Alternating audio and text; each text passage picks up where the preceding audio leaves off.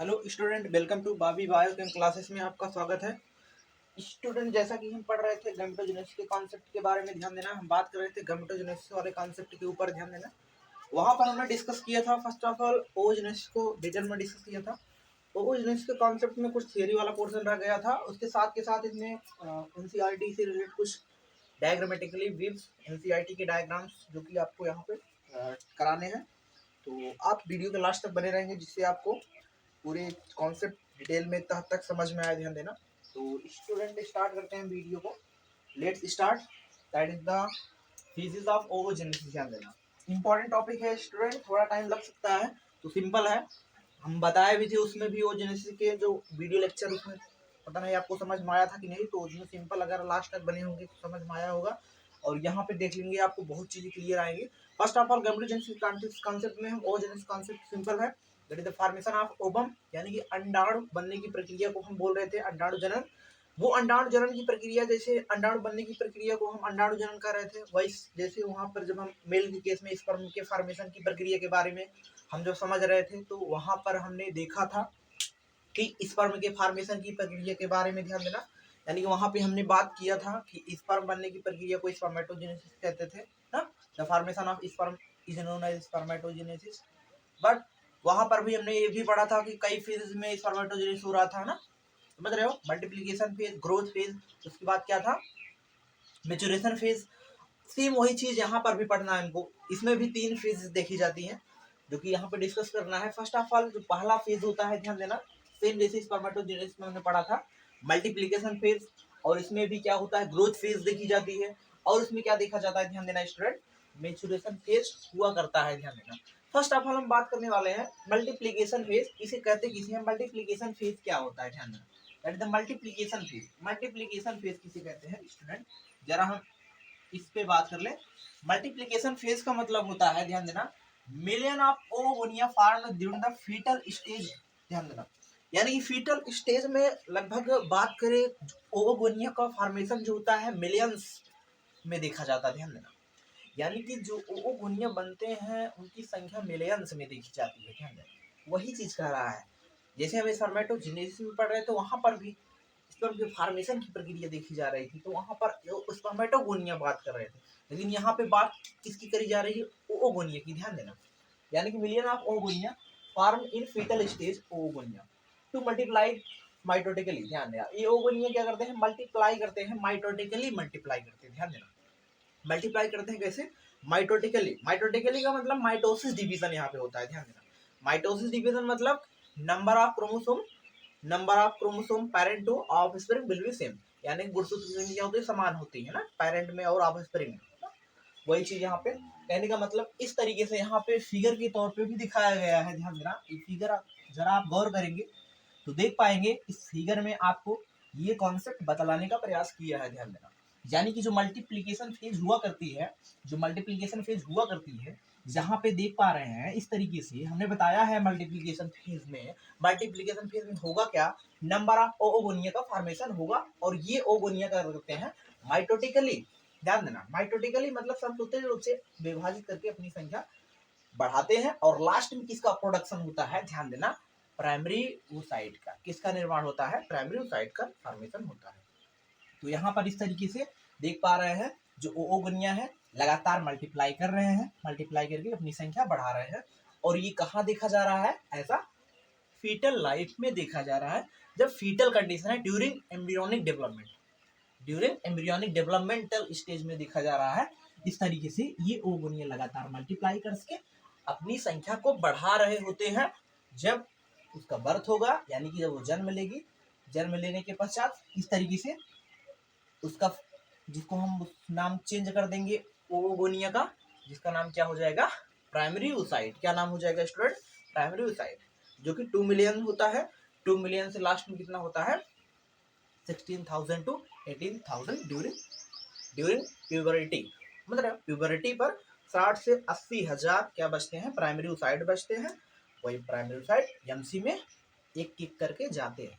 समझ रहे हो, एमसी में जाने का चांस मिलता है, एमसी में जाने का चांस मिलता है किनको, प्राइमरी oocyte को। और वही प्राइमरी oocyte एमसी में जा पाते हैं जो ज़्यादा एक्टिव होते हैं, जो ज़्यादा खाया पिया रहता है, जो ज़्यादा तेज होता है वही जा पाता है, बाकी उसमें रह जाते हैं कितने हैं 60 से 80 हज़ार। और पूरी लाइफ में तुमको हमने बताया था वो गुनिया जो एमसी में जाते हैं कितने ओ गुनिया यानी कितने प्राइमरी साइट को जाने का चांस मिलता है एमसी में 400। ध्यान देना, very very most important question, लगभग 400 वो साइट को जाने का चांस मिलता है एमसी में। समझ रहे हो? एमसी के दौरान क्या होता है जिसको तुम पढ़े हुए आगे आगे हम इसको डिस्कस भी करेंगे, उसमें क्या होता है कि एग्स बाहर निकलते हैं। ध्यान देना, यानी कि तुमको बात करें वहाँ पे सेकेंडरी साइड बाहर निकलते हैं, और कैसे बाहर निकलते हैं क्या निकलता है इसको हम डिटेल में पढ़ेंगे। ध्यान देना जरा, इसको हम कॉन्सेप्ट को क्लियर करें। आई होप आपको पहला स्टेप समझ में आया होगा कि मल्टीप्लीकेशन फेज मतलब सिंपल है, जिसमें वो गोनियां लगातार मल्टीप्लाई करके, और वो भी कौन सी मल्टीप्लाई, माइटोटिकली डिवीजन करके, माइटोसिस विभाजन करके, संसूत्री विभाजन करके अपनी संख्या को बढ़ाएगी, और ड्यूरिंग फीटल स्टेज में तो उसे क्या बोलते हैं हम, मल्टीप्लीकेशन फेज। और लास्ट में वो प्राइमरी साइट में बदल जाया करता है इस तरीके से। प्राइमरी साइट इसको क्या बोल रहे हैं, प्राइमरी साइट बोल रहे करते हैं इस तरीके से। देख पा रहे हैं यहाँ पे क्या है, these are the primary site. अब देखो सेकंड फेज क्या है, ग्रोथ फेज। अब ग्रोथ फेज में क्या है, it is the longest phase. ध्यान देना, ये काफी लॉन्गेस्ट फेज होती है, थोड़ा लंबी अवस्था होती है। और बताया जा रहा है प्राइमरी साइट सेल्स अरेस्टेड, हमने पढ़ाया भी है, जो कि प्राइमरी साइट सेल्स को अरेस्टेड कर लिया गया होता है। अरेस्टेड कर लिया गया होता है, उसको अरेस्ट कर लिया जाता है, आगे की तरफ नहीं बढ़ने देते हैं। कहाँ पे अरेस्ट करते हैं, ध्यान देना, वहां पर मियोसिस डिवीजन स्टार्ट होता है। मियोसिस फर्स्ट हो रहा होता है। कहने का मतलब अगर बात करें प्राइमरी साइट से यहाँ पर जो डिवीजन हो रहा है, ध्यान देना यहाँ से कहानी चेंज हो रही है, यहाँ से मियोसिस कंडीशन आ रही है। ध्यान देना, मियोसिस फर्स्ट, और भी मियोसिस फर्स्ट के सेल डिवीजन के प्रोफेज फर्स्ट के डिप्लोटिन स्टेज में उसको क्या किया जाता है, अरेस्टेड कर लिया जाता है, वो आगे की तरफ नहीं बढ़ पाता है। समझ रहे हो? तो वही चीज कह रहा है, अरेस्टेड इन डिप्लोटिन स्टेज, वही प्रोफेज के डिप्लोटिन स्टेज में अरेस्टेड कर लिया जाता है प्रोफेज फर्स्ट के, और जो कि मियोसिस कंडीशन देखी जाती है टिल द प्यूबर्टी। वही चीज जो कि हमने समझाया है तुमको डिटेल में। सिंपल है, जो प्राइमरी साइट होंगे उनको अरेस्टेड कर लिया गया होता है, और प्राइमरी साइट को अरेस्टेड करने के बाद क्यों अरेस्टेड कर लिया जाता है, ध्यान देना क्यों, क्या कारण है अरेस्टेड कर लिया गया होता है, क्योंकि वो प्राइमरी साइट अपना डेवलपमेंट कर रहे होते हैं। ध्यान देना, यहाँ पे बताया भी है, very very most important, first meiotic division complete prior to ovulation, very very most important, यानी कि ओव्यूलेशन से पहले पहला मियोटिक डिवीजन जो होता है कंप्लीट हो जाता है। समझ रहे हो? जैसे ही उस प्राइमरी साइट को चांस मिलता है एमसी में जाने का, इसको जरा यहाँ पे थोड़ा सा एक डायग्राम के थ्रू समझे। जैसे इस तरीके से ओवरी है, इस तरीके से क्या है, ओवरी है। अब ओवरी के अंदर बहुत सारे इस तरीके से क्या भरे पड़े हैं, प्राइमरी साइट भरे पड़े हैं, उसमें से एक को चांस मिलता है, एक प्राइमरी साइट को चांस मिलता है, जो कि कितने हैं बताया 60 से 80 हज़ार, जो कि टोटल 400 को चांस मिलता है जाने का। एक बार में एक ही जाता है, 1 मंथ में एक। ध्यान देना, एक 1 मंथ में बात करें 1 प्राइमरी साइट रिलीज किया जाएगा, और उसी को आगे चांस मिलेगा जाने का जो ज़्यादा एक्टिव होगा। इस तरीके से ये आगे की तरफ जाता है, और यहाँ पे जब जाता है तो ये अपना डिवीजन कंप्लीट करता है, फर्स्ट मियोटिक डिवीजन कंप्लीट करता है, तब जाकर मेच्योर होकर सेकेंडरी साइट में बदलेगा। अब सेकेंडरी साइट से यहाँ पे फॉलिकल भी बनते हैं, प्राइमरी फॉलिकल, सेकेंडरी फॉलिकल ना, टर्सरी फॉलिकल, ग्रेफियन फॉलिकल, फिर आगे मेच्योर फॉलिकल बनेगा। इस तरीके से यहाँ से सेकेंडरी साइट हमारा बाहर निकल जाएगा, लास्ट में से कार्पस ल्यूटियम, आगे चल कार्पस ल्यूटियम कार्पस एल्बिकस में बदल जाती है। समझ रहे हो? इस तरीके से यहाँ पे कंडीशन देखी जाती है, जो कि एमसी में हम डिटेल में पढ़ने वाले हैं। सिंपल, तो वही कंडीशन यहाँ पे बताया जाने का प्रयास किया गया है। ध्यान देना, first meiotic division complete prior to ovulation, ovulation से पहले फर्स्ट मियोटिक डिवीजन कंप्लीट हो जाता है। जैसे ही कहने का मतलब उसको एमसी में जाने का चांस मिलेगा, वो क्या करता है, अपना डिप्लोमेटिक स्टेज कंप्लीट करता है, फिर उसके बाद सेकंड मियोसिस स्टार्ट हो जाएगा। ध्यान देना, अब सेकंड मियोसिस ध्यान देना स्टार्ट होएगा कब, जैसे उसको चांस मिलेगा। और सेकंड मियोसिस डिवीजन जब स्टार्ट होगा तो वहां पर भी उसको रोक लिया जाता है, वहां पर भी उसको अरेस्टेड कर लिया गया होता है। और वहां पर कहाँ पे अरेस्टेड कर लिया जाता है, ध्यान देना, वहां पर जो अरेस्टेड किया जाता है मियोसिस सेकंड, यानी कि हो रहा है मियोसिस सेकंड की मेटाफेज, सेकंड फेज में क्या कर लिया जाता है, उसको अरेस्टेड कर लिया गया होता है। क्यों अरेस्टेड कर लिया गया होता है? क्योंकि मेटाफेज पूरा कंप्लीट नहीं कर पाता है। क्यों नहीं कंप्लीट कर पाता है? क्योंकि उसके पास सेंट्रियोल नहीं पाया जाता। ध्यान देना, जब स्पर्म आते हैं, जब स्पर्म राजा आते हैं, अपना फर्टिलाइजेशन की प्रक्रिया करते हैं ना, उसकी पेनिट्रेट करते हैं एक की मेम्ब्रेन को, कोरोनरी डेटा, समझ रहे हो, जोना पेलुसिडा, तब जाकर के बाद अपना केंद्रक उसमें जाके फ्यूज करता है, तब जाकर के संलयित करता है, जिससे सेकेंडरी साइट आगे चल किस में बदल जाएगा? उबम में बदल जाएगा। तब उसको हम प्रॉपर अंडाणु कहेंगे। यहाँ पे देखते हैं सिंपल, देखो मियोसिस फर्स्ट कंप्लीट, यानी primary site completes with in the tertiary follicles. Tertiary follicles के बाद फॉलिकल्स के बारे में जैसा कि हम बात करेंगे एमसी में, इसके बारे में डिटेल में ध्यान देना। तो primary oocyte give rise secondary oocyte. Simple वही चीज कि प्राइमरी ओसाइट से क्या बन रहा है? सेकेंडरी ओसाइट बन रहा है, जो कि ओव्यूलेशन में इसी सेकेंडरी ओसाइट को क्या किया जाता है? इसी सेकेंडरी ओसाइट को ओव्यूलेशन के दौरान रिलीज किया जाता है। ध्यान देना, पूछा जाता है ओव्यूलेशन के दौरान क्या रिलीज होता है? एक रिलीज होता है प्राइमरी ओसाइट, रिलीज होता है सेकेंडरी ओसाइट, रिलीज होता है। ध्यान देना, सेकेंडरी ओसाइट रिलीज किया जाता है। समझ पा रहे हो? यानी कि उसी को सेकेंडरी ओसाइट को primary oocyte give rise to secondary oocyte, आगे चल के उसी को रिलीज किया जाएगा। The mature follicle is known as graafian follicle. पता होगा मेच्योर फॉलिकल क्या बोलेंगे? ग्राफियन फॉलिकल के नाम से देंगे। तो अनमेच्योर होंगे जिसको प्राइमरी फॉलिकल, सेकेंडरी फॉलिकल, समझ रहे हो, टर्सरी फॉलिकल, आगे चल कर वही ग्राफियन फॉलिकल में बदलेगा, उसी को मेच्योर फॉलिकल कहेंगे। ध्यान, फॉलिकल का काम क्या होता है? फॉलिकल का काम ये होता है कि ये सेकेंडरी ओसाइट का डेवलपमेंट करवा रहे होते हैं, एग्स का डेवलपमेंट करवा रहे होते हैं, उसको न्यूट्रिशन दे रहे होते हैं। वहाँ पे हार्मोन्स रिलीज किए जाते हैं, जैसे एफएसएच हार्मोन्स, ध्यान देना, इसको एस्ट्रोजन हार्मोन तुम कह सकते हो, वहाँ से रिलीज किए जाते हैं। आगे चल के कुछ मात्रा में प्रोजेस्टेरॉन हार्मोन्स भी रिलीज किया जाता है। ध्यान देना, प्रोजेस्टेरॉन हार्मोन्स भी कुछ मात्रा में रिलीज किया जाता है। आगे हम उसके बारे में डिटेल बात करेंगे, समझ रहे हो? इस तरीके से यहाँ पे ध्यान देना, बताया गया है zona pellucida surrounds secondary oocyte, यानी कि जोना पेलुसिडा की परत होती है, वो सेकेंडरी ओसाइट को क्या की रही होती है? चारों तरफ सराउंड की रही होती है, चारों तरफ घेरे रही होती है। जैसे यहाँ पर देख पा रहे हैं, इस तरीके से हमारे सेकेंडरी ओसाइट को जोना पेलुसिडा की मेम्ब्रेन क्या करी हुई है? चारों तरफ से सराउंड की हुई है। सराउंड का मतलब चारों तरफ को घेरे हुई है। सिंपल। ऊपर की तरफ हमारे क्या दिखाई दे रहा है? फॉलिकल दिखाई दे रहा है इस तरीके से, जो कि फॉलिकल का काम ये होता है एस्ट्रोजन हार्मोन्स को सेक्रेट कराना। ध्यान देना, उसके साथ के साथ इसमें देख पा रहे हैं साइटोप्लाज्म भी पाया जा रहा है, इसके बाद ये न्यूक्लियस भी पाया जा रहा है। ध्यान देना, दो मेम्ब्रेन इंपॉर्टेंट है, कोरोना रेडिएटा और उसके बाद जोना पेलुसिडा। बाहर की तरफ कोरोना रेडिएटा, अंदर की तरफ क्या होता है? जोना पेलुसिडा देखा जाता है, इंपॉर्टेंट है। कोरोना मतलब इसको याद करने का तरीका, जैसे कोरोना वायरस बाहर है, बाहर से हमला कर रहा है अंदर की तरफ, simple corona radiata, zona pellucida अंदर, सिंपल। इस तरीके से एक क्या होती है, इसमें प्लाज्मा मेम्ब्रेन भी पाया जाया करती है, सिंपल पाई जाया करती है। ये क्या है? स्ट्रक्चर ऑफ सेकेंडरी ओसाइट्स, इस तरीके से हम देख सकते हैं। इसका न्यूक्लियस है, इस तरीके से आगे चल कर वो एक्स में बदल गए। आई होप स्टूडेंट आपको स्ट्रक्चर समझ में आया होगा और सारी थियरी समझ में आई होगी। और इस तरीके से यहाँ पे इसका हम देख लेते हैं। अब देखो, ये फर्स्ट मेयोटिक डिवीजन जैसे ही कंप्लीट किया, जैसे ही फर्स्ट मेयोटिक डिवीजन कंप्लीट किया, तो उसका सेकंड मियोसिस कंप्लीट होगा, मियोसिस सेकंड की स्टेज आएगी।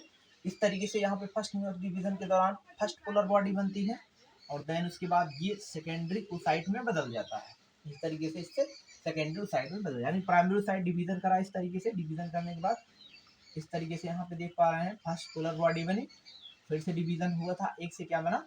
सेकेंडरी ओसाइट बना। इस तरीके से सेकेंडरी ओसाइट बना, और सेकेंडरी ओसाइट से क्या बना? एक पोलर बॉडी बनी। क्या बनी स्टूडेंट? एक पोलर बॉडी बन जाया करती है। इस तरीके से एक पोलर बॉडी बन जाया करती है, जिसको सेकंड पोलर बॉडी कहते हैं।